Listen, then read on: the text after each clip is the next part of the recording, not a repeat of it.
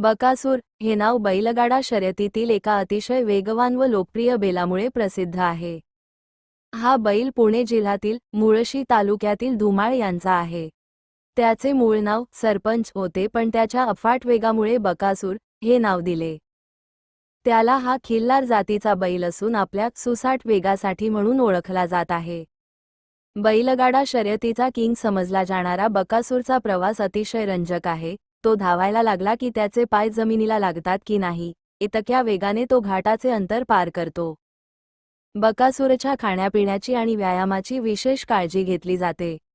त्याला सकस आहार, वेळेवर मालिश आणि धावण्याचा सराव दिला जातो.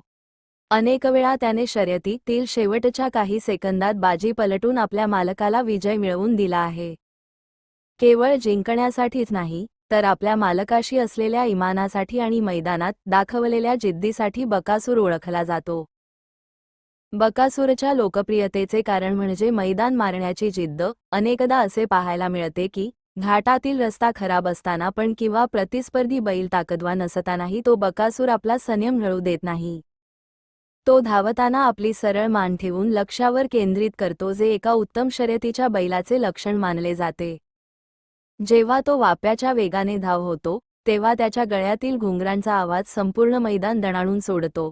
त्याच्या यशामागे त्याचे मालक आणि त्याला सांभाळणाऱ्या टीमही मेहनतही खूप आहे. बकासूरला दररोज पहाटे फिरायला नेले जाते. त्याला पोहण्याची पण सराव दिला जातो, जेणेकरून त्याचे स्नायू मजबूत होतील. आहारात पेंड, सरका, मका आणि विशेष प्रकारचे मिश्रण दिले जाते.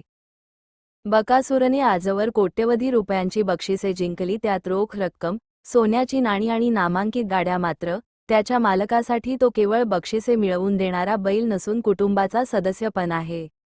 बकासूरची सर्वात मोठी ताकद म्हणजे त्याची बुद्धिमत्ता. शर्यतीच्या मैदानात जेव्हा हजारो लोक खूप ओरडाओरडा करत असतात, तेव्हा अनेक बैल बिष्ठतात, पण बकासूर आपला संयम राखतो.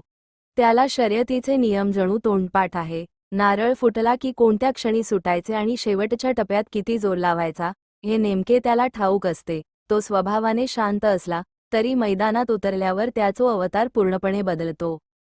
जेव्हा तो शर्यतीसाठी सज्ज होतो तेव्हा त्याचे कान उभे राहतात आणि तो जमिनीला पारा मारून खुणावतो, जणू काही तो आपल्या प्रतिसादींना आव्हानच. अशाच नवीन नवीन माहितीसाठी चॅनलला सबस्क्राईब करा. स्वामी समर्थ भक्ती.